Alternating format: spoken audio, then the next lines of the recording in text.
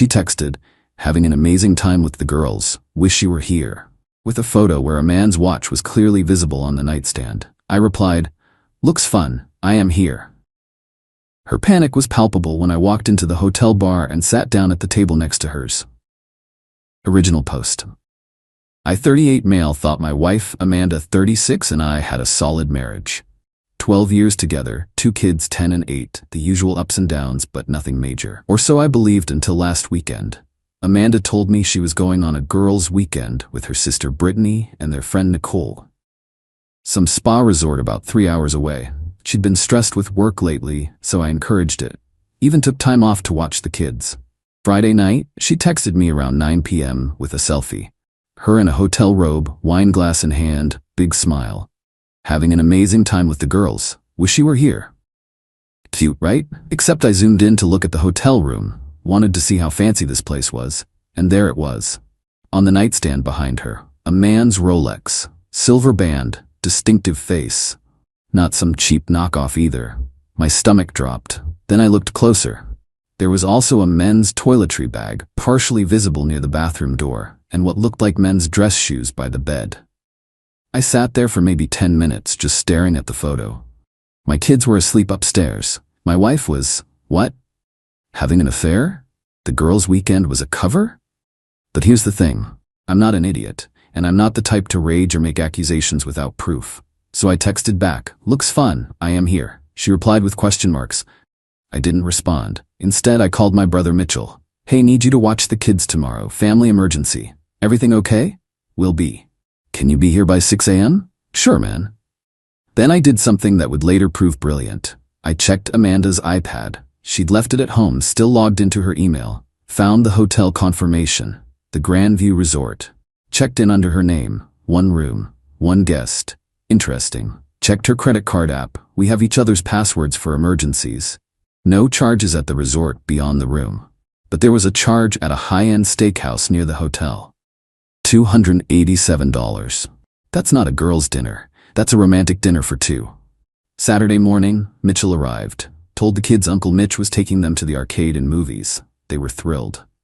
I drove 3 hours to the Grandview Resort. Walked into the lobby at 11 a.m. The place was gorgeous, also very public, very visible. The hotel bar was right off the lobby, open concept.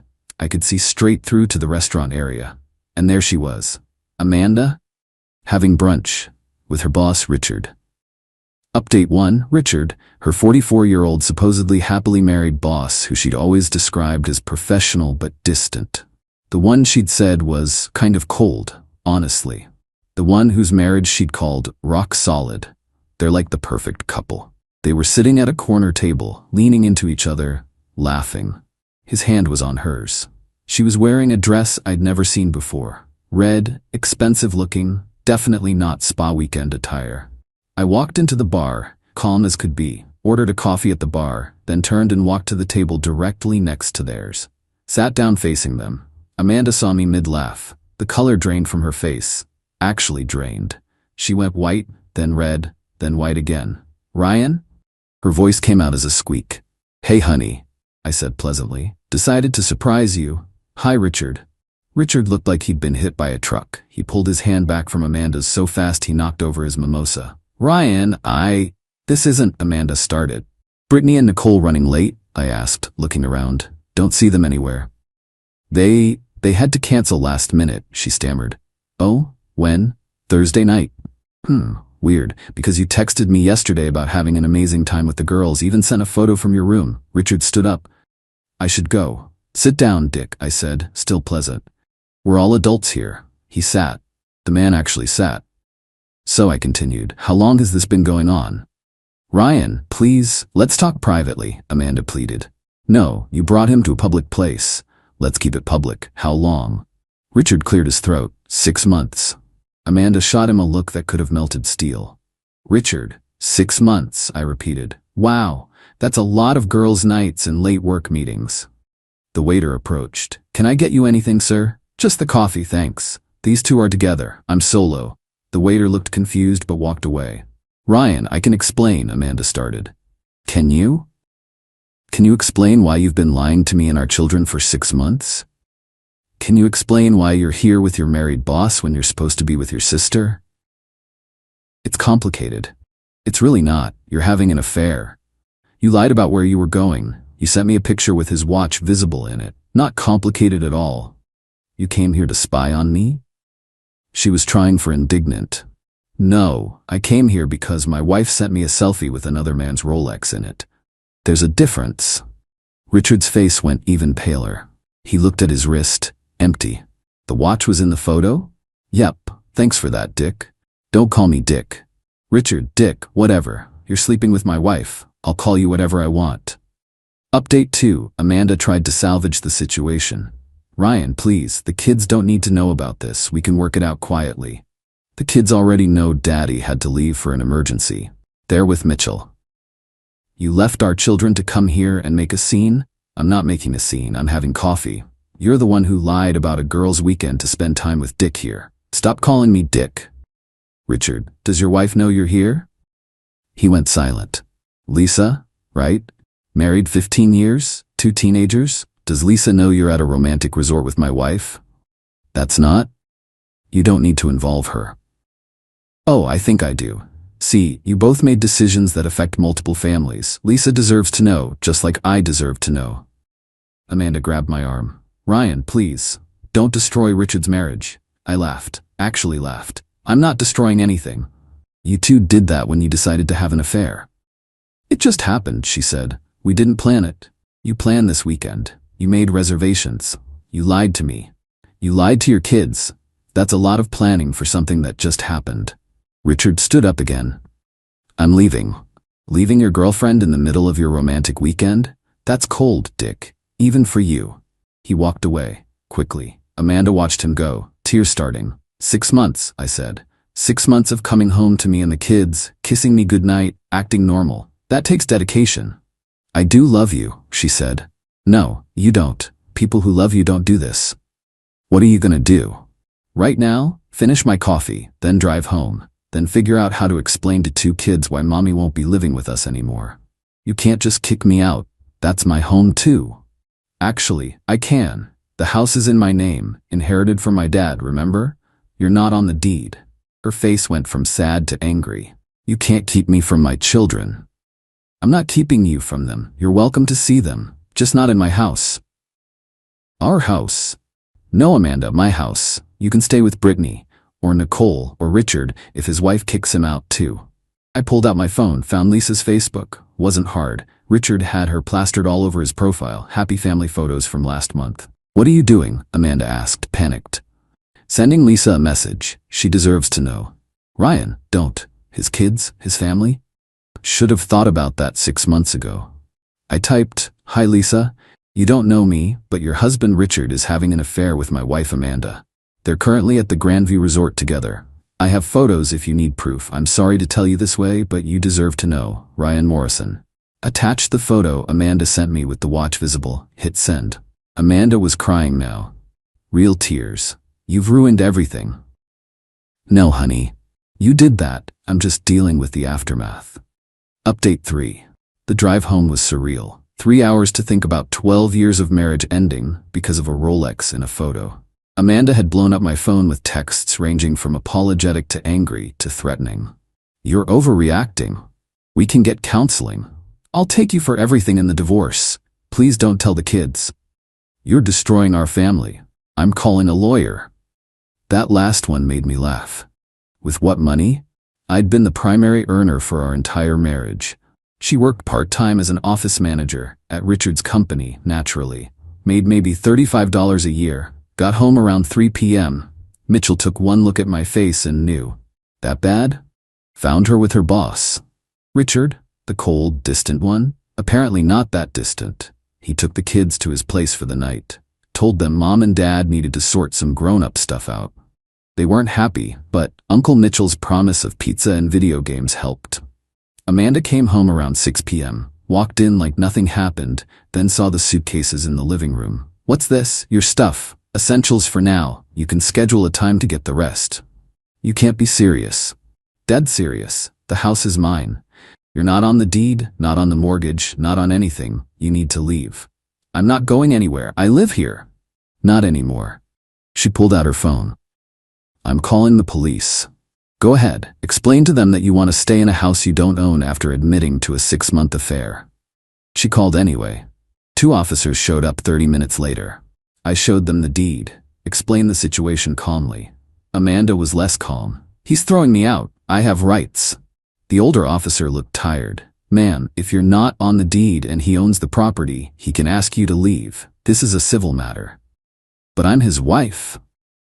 Then you'll need to address it in divorce court. But right now, if he wants you to leave his property, you need to leave. Amanda lost it. Full on screaming about how unfair it was, how I was abusing her, how the system was broken. The officers just stood there, waiting. Finally, she grabbed the suitcases. This isn't over. No, I agreed. It's just starting. After she left, I called Lisa back. She'd left me 3 voicemails. Her voice was shaky in all of them. We talked for an hour. She'd suspected something was off, but never imagined Richard would cheat. She'd already contacted a divorce attorney. Apparently, Richard had tried to deny everything until she forwarded him the photo. He said it was a misunderstanding. Lisa laughed bitterly. A misunderstanding. He accidentally ended up at a resort with your wife. They're both liars, practiced ones. Ryan, thank you for telling me. Most people wouldn't have. You deserve to know. Monday morning, everything escalated. Amanda had stayed with her sister Brittany, who called me screaming about how I'd abandoned her sister. She abandoned our marriage when she started sleeping with Richard. People make mistakes. For 6 months? Then came the text from Amanda. Richard's been fired. His wife threw him out. You've destroyed 2 families. Happy? I responded, you destroyed 2 families. I just exposed it. He's losing everything. Consequences. Look it up. Update for Tuesday was when Amanda went nuclear. Posted on Facebook about how I was financially abusing her by kicking her out. How I was keeping her from her children. How I was being vindictive and cruel during a difficult time in our marriage. The comments were mixed. Some of her friends supported her blindly. Others asked questions she wouldn't answer. My favorite was from my cousin Janet. Didn't you just post last week about what an amazing husband Ryan is? What changed? I didn't respond. But I did post the selfie she'd sent me, with the watch circled. Caption, when your wife's girls' weekend includes men's accessories, 6 months of lies end now. The post exploded. Suddenly, everyone understood. Amanda deleted her post within an hour. Wednesday, I met with a divorce attorney. Harold Brennan, recommended by Lisa actually. Old school, no nonsense. The house is yours? Inherited. She's not on anything. Good. Kids? 50-50 custody ideally. I'm not trying to keep her from them. Generous, considering. They need their mother, even if she's a cheating liar. Alimony? She's demanding it. Harold laughed. Based on what? She destroyed the marriage with adultery. She works. She's capable of supporting herself. Judge won't be sympathetic. She says she'll go after my retirement, savings, everything. She can try, won't get far. Document everything, every text, every email. The affair kills most of her leverage. Thursday, Richard showed up at my office. Security called me down. 5 minutes, he said. You've got 2. Amanda says you won't let her see the kids. That's a lie. She can see them. Just not at my house. She hasn't even tried to arrange anything. This is destroying her. You mean consequences are destroying her? There's a difference. I lost my job. My wife, my kids won't talk to me. And you could have handled this privately, like you handled your affair privately for 6 months. We fell in love. You fell in lust. Now you're facing reality. Amanda's not that attractive when she doesn't have a husband paying for everything, is she? His face told me everything. He'd already figured out that Amanda expected him to maintain her lifestyle. Without his executive salary, that wasn't happening. She wants to move in with me, he admitted. I'm living in a studio apartment. I can't afford. I lost everything. Not my problem, Dick. He left, but that conversation told me everything about where this was heading. Update 5 Friday morning, Amanda called. First time we'd actually talked since the hotel. The kids want to know where I am. Tell them the truth. You chose to leave. I didn't choose anything. You threw me out. You chose Richard for 6 months. That choice has consequences. I want to see them. Fine. Saturday, 10 a.m. Public place. McDonald's on 3rd Street. McDonald's? Really? You want somewhere fancier. You pay for it. I can't afford. Richard's not working. I'm not working. You're not working? What happened to your job? Silence. Amanda? They let me go. Said it was a conflict of interest. Of course, she'd been sleeping with the boss. Company probably couldn't fire him without firing her too. Liability issues. So get another job. With what reference? I worked there 8 years. Should have thought about that before sleeping with your boss. You're enjoying this. No, I'm not. Our kids are confused and hurt. 12 years of marriage are gone. Nothing enjoyable about it. Then why are you being so cruel? Cruel? I'm being practical. You made choices. These are the results. Saturday at McDonald's was rough. The kids were happy to see her but confused. Why can't you come home, Mom? Our daughter Emily asked. It's complicated, sweetie. Dad says you needed to live somewhere else for a while, our son James added. Your father and I are working through some things. I sat at a different table, letting them talk, but I could see Amanda struggling. She looked tired, defeated. The kids noticed too. Are you okay, Mom? James asked. You look sad. I'm fine, baby, just tired. After an hour, she hugged them goodbye. Emily clung to her. When are you coming home? I don't know, sweetie. As we were leaving, Amanda pulled me aside. Richard and I are done. That was fast. He blames me for ruining his life. Says if I hadn't sent that photo.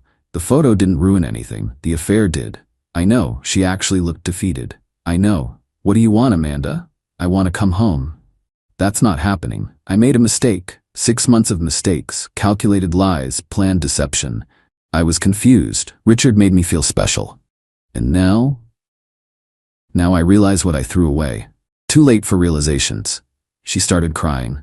Real tears, not manipulation. What am I supposed to do? I have nothing. No job, no money, no home. Get a job, get an apartment, rebuild your life, just not with me. The kids need stability. They have it, with me, in their home. Our home. No, Amanda, my home. You gave up any claim to it when you chose to have an affair. Final update. It's been 3 months since that day at the hotel. The divorce is almost final. Amanda didn't get the alimony she wanted. Harold was right. Judges don't look kindly on adultery. She got some money from our savings, but not the half she demanded. She's living in a 1-bedroom apartment, working retail. Not exactly the lifestyle she was accustomed to. Richard disappeared completely. Heard he moved to another state to start over. So much for their great love affair. The kids see Amanda every other weekend and Wednesday dinners. They're adjusting. Kids are resilient like that. Emily asked me last week if Mom and I would ever get back together. No, sweetheart. Sometimes when trust is broken, it can't be fixed. Like when James broke my favorite doll? Kind of like that, yeah. Amanda still texts occasionally. Alternates between anger and regret. Last week, I threw away everything for nothing. I replied, yes, you did.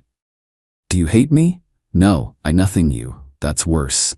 And that's the truth. The opposite of love isn't hate. It's indifference. And I'm genuinely indifferent to her now. She's just someone I share kids with. Lisa and I have coffee sometimes. Not romantic, just two people who went through the same betrayal. She's doing better. Richard apparently sends her long emails about how sorry he is, how he wants to come back. She forwards them to her lawyer. The audacity, she said last week. He thinks apologizing fixes 6 months of lies. They both do. Like words erase actions. You saved me, you know, that photo, that message. I would have lived in ignorance. We both would have. Here's what I learned. When someone shows you who they are, believe them. Amanda showed me she was capable of 6 months of deception, of looking me and our kids in the eye while living a complete lie. That's not a mistake. That's a character flaw. The entitlement was the most stunning part. Even after everything came out, she expected to keep the house, the lifestyle, the marriage. Like her affair was just a minor inconvenience I should overlook. Like consequences were for other people. The Rolex in the photo? Richard never did get it back from the hotel.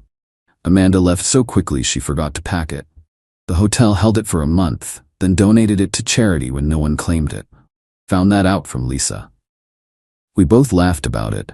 A $30,000 watch, gone because they were too embarrassed to go back, she said. Fitting metaphor. They threw away everything valuable and can't get it back. Last night I was helping Emily with homework when she asked, Dad, why did Mom leave? I thought carefully. Sometimes adults make choices that hurt people they love, and when trust gets broken, things can't go back to how they were. But she says she's sorry. Being sorry doesn't always fix things, sweetheart. That's sad. Yeah, it is. And it is sad. 12 years, 2 kids, a life built together, all destroyed for hotel weekends and stolen moments. Amanda lost everything. Her marriage, her home, her comfortable life, her reputation. Richard lost his career, his family, his future. 2 families destroyed because 2 people thought they were entitled to have an affair without consequences. But actions have consequences, always. Even if you think you're being careful. Even if you think you won't get caught. Sometimes all it takes is a watch and a photo to bring it all crashing down.